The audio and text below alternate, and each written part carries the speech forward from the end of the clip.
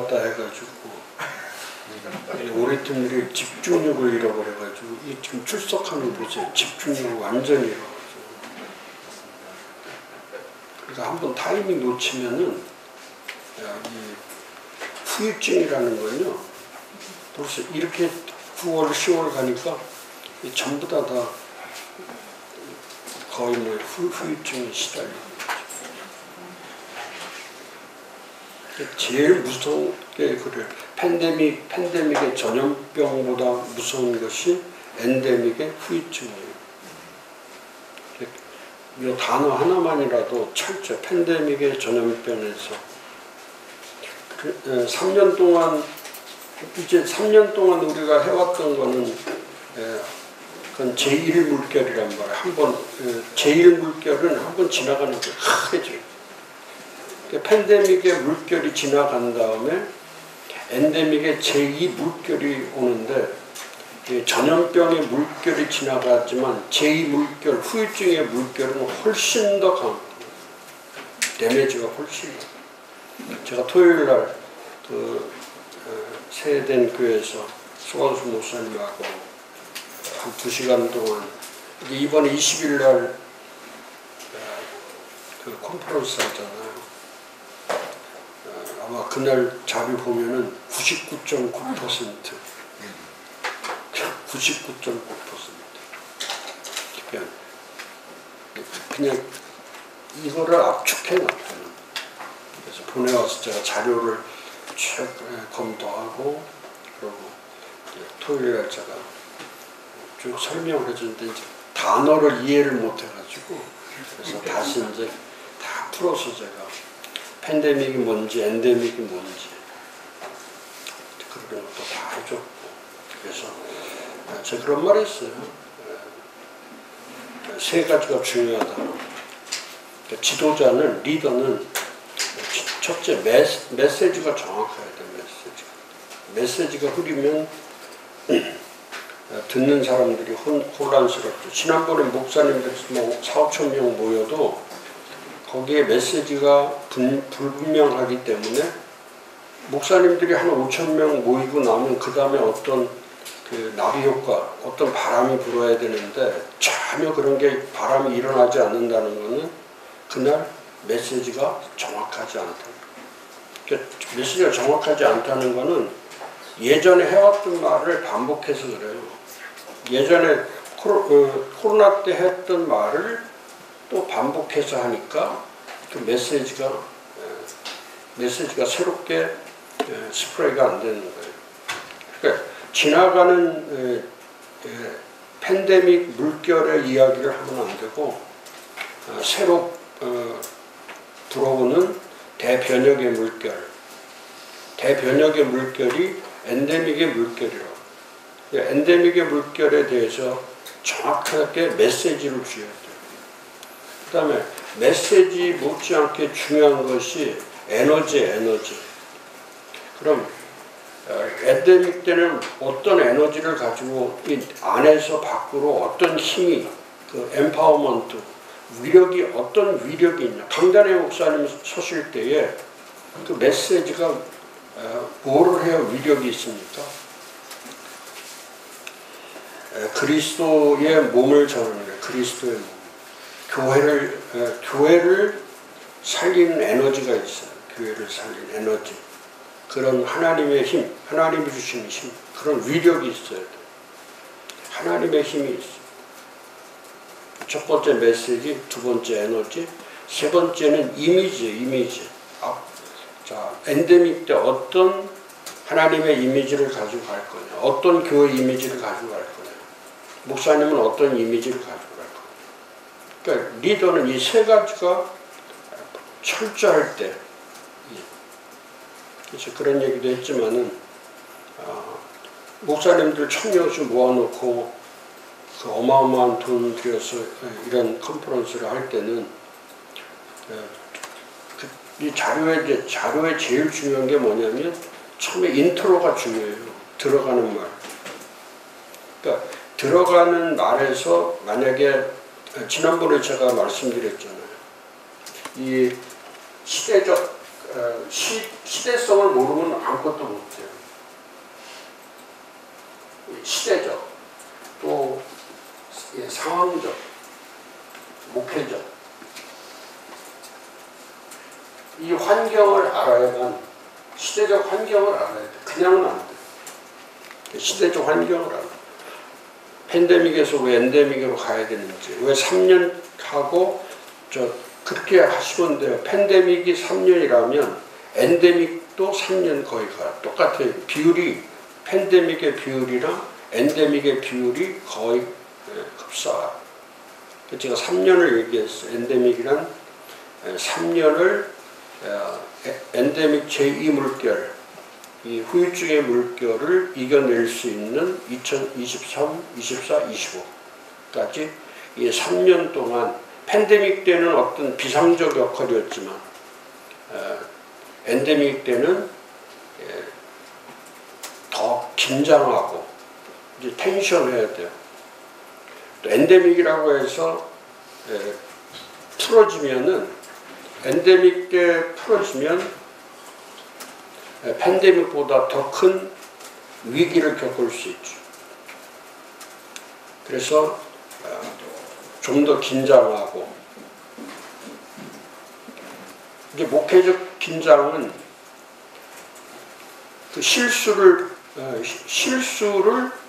예방하는 거예요.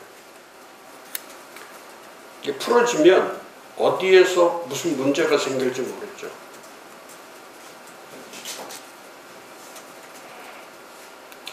우리 지방의 목사님이 토요일 날 그 비전센터 뭐 이렇게 돈 좀 들어가는 거 아끼려고 목사님이 뭐 좀 철거하다가 뭐 지붕에서 뭐가 떨어졌는데 아마 떨어지면서 손을 쳤는데 3번, 4번, 5번 이게 여기가 나가버렸거든요. 이게 다 토요일 날.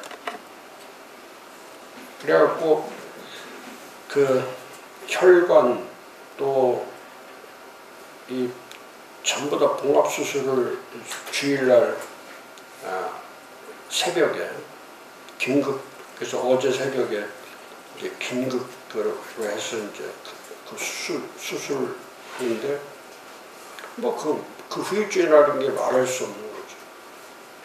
돈 조금 아끼려다가 돈 정도가 아니죠. 이걸 조금 긴장이 풀어지면은 실수해서 그 사고를 방지할 수 없는 거예요.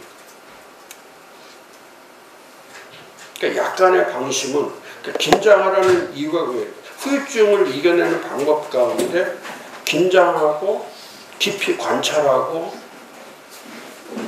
그게 시대성이라고. 깊이 관찰하고 탐구하고, 팬데믹처럼 그냥 멀리서 이렇게 바라보는 게 아니고, 이제는 기다리는 교회는 안 돼요. 언제 우리 교회 오겠지 아니라니까. 매일 찾아가야 돼. 이제 신방 목회 못합니다. 대신방 없어요. 대신방이 저절로 없어지잖아요. 신방이라는 단어 자체를 못 써요. 병원에서 카운셀링이 없어진 것처럼, 카운셀링이 아니라 지금 라포 처치로 간다는 거는 카운셀링과는 전혀 다른 거예요. 목회도 그렇게 하셔야 돼요. 그래서 매일 목회를 하시죠. 매일. 1년에 한두 번 신방에서 되는 게 아니고 매일 관계를 맺어야 돼요. 매일 관계. 아침에도 점심에도 저녁에도. 그래서 저녁에도 조금 3-4명씩 4-5명씩 계속 돌아가면서 기도하고, 한 달에 한 번씩 전체 모이고, 그런 게, 그게 사도행전 교회가 그런 교회죠. 사도행전의 모습이 그런 거예요. 그러니까 우리 교회를 회복하려면, 그래서 시대적 환경, 시대성을 모르면 팬데믹인지 엔데믹인지 분간이 안 가는 거죠. 메시지가 흐리니까. 그 다음에 지금 어떤 상황인지를 알아야 돼요. 그래서 이 관점인식, 관점을 보는 거, 관점을 보는 시야.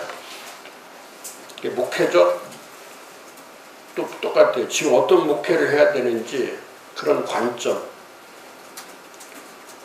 또 그런 인식이 있어야, 관점 인식이 돼야, 관점 인식이 된다는 거는 이건 인지력이 있어요. 통찰력이 있어요. 이건 분별력이 있어요. 그냥 인지 능력이 있어요. 시대를 볼 줄 알고, 상황을 볼 줄 알고, 목회를 볼 줄 알아야 돼요.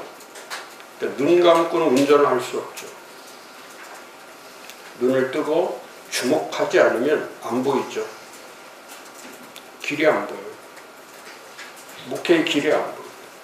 그러니까 목회의 길을 보려면은 알기 위해서 노력하셔야 돼요. 자꾸 듣고 배워야 되고.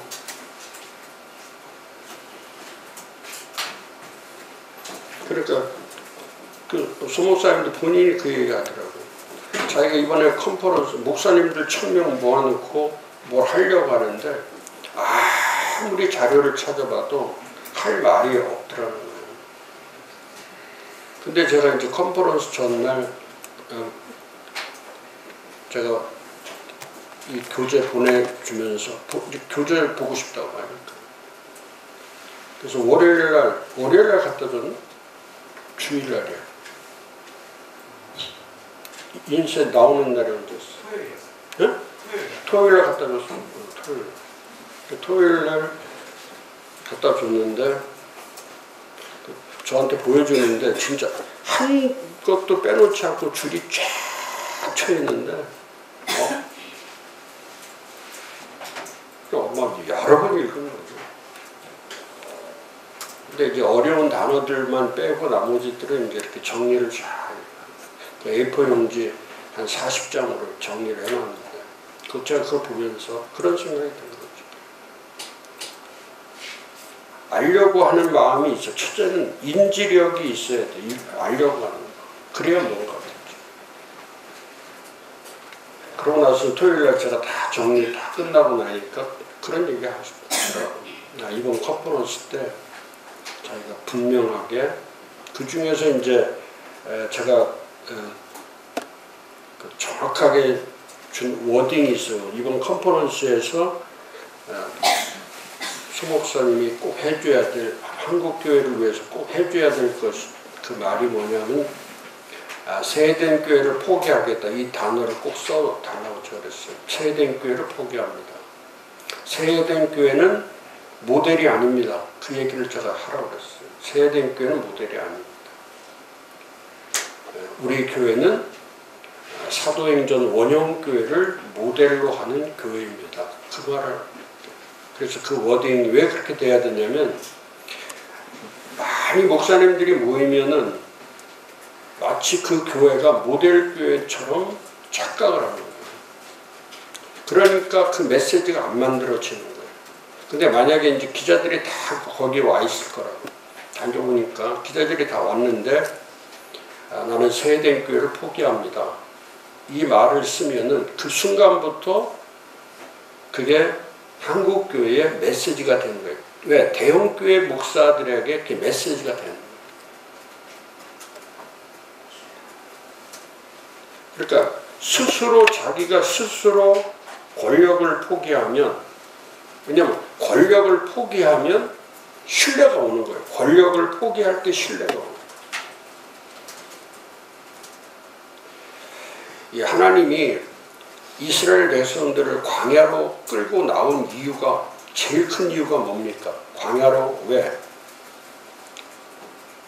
이스라엘 백성들을 광야로 끌고 나온 이유는, 광야는 아무것도 할 수 없는 곳이에요. 그동안 이스라엘 백성들이 살아왔던 것과 전혀 다른 게 광야예요. 한 번도 살아보지 않은, 자기들이 지금까지 살아보지 않은 삶, 살아보지 않은. 그러니까 하나님이 원하는 거는 살아왔던 삶을 연장시키는 게 아니고, 하나님이 원하는 거는 살아왔던 삶을 바꾸는 거예요. 완전히 바꾸는. 그건 포기하게 만드는. 그러니까 광야에는 세 가지가 없어요. 성이 없고 왕이 없고 성전이 없고. 그러니까 아무도 지켜주지 않아. 지켜주는 것이 없어요.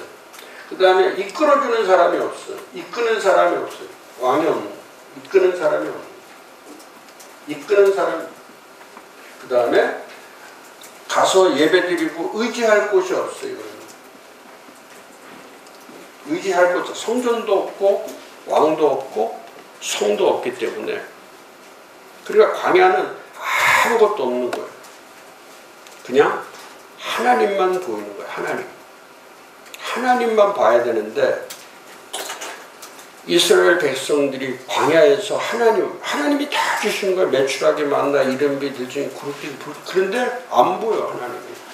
그러니까 어디로 가냐면 옛날로 돌아가자. 그게 지금 한국교회 모습이에요. 또 광야에서조차도 또 하나님 안 보고, 그게 뭐냐, 하나님을 본다는 거는 이 세 가지를 포기하는 거예요. 성을 포기하고 왕을 포기하고 성전을 포기하는 거예요. 그러면 하나님 보이는 거예요. 우리를 왜 하나님께서 지금 광야 시대로 왜 우리를 이끕니까? 지금 우리를 보호해 줄 수 있는 성이 있어요? 없어요. 우리를 이끌어주는 왕이 있습니까? 없습니다. 진짜 우리가 가서 예배드릴 성전이 있어요? 없어요. 하루하루 하나님께서 매출하게 만나, 하루하루 구름기둥 불기둥, 하루하루 이른 비 늦은 비 주셔서 하루하루 살아가는 거지. 그러니까 여기서 하나님이 보이지 않으면 또 과거로 돌아가는 거예요. 그러니까 시대성을 잘 모르면 아무것도 없는 광야에서 누구를 의지해야 됩니까? 그 광야에 쏟아지는 그 풍성, 광야는 풍성한 곳이에요.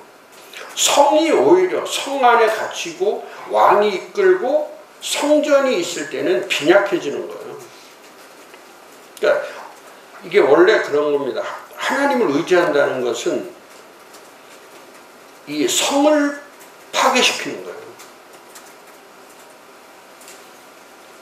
여기 가면 내가 안전하겠지. 여기 가면 나 보호해 줄 거야. 그러면 하나님이 필요 없어요.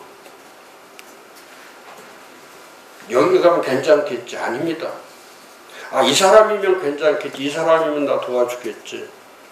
이런 내 안에 왕을 가지고 있으면은 좀 하나님 보이지 않죠. 그리고 하나님이 이끄는 방법은 사람이 생각하는 것과 전혀 반대예요. 정반대로. 제가 이번에 11월에 칼럼을 쓰면서 이렇게 얘기했는데, 하나님께서 저를 경험시킬 때 이번에 왜 하나님이 나를 광야로 몰게 하실까? 왜 광야로 끌고 나오셨는가? 보니까 이게 다 제가 의지하던 거예요. 성전만 있으면 다 해결될 거다. 아니야. 하나님이 해결하시는 거예요. 하나님. 그래서 결실의 기쁨, 결실이라는 이제 제목이 결실의 기쁨인데, 결실이란 그게 하나님이에요.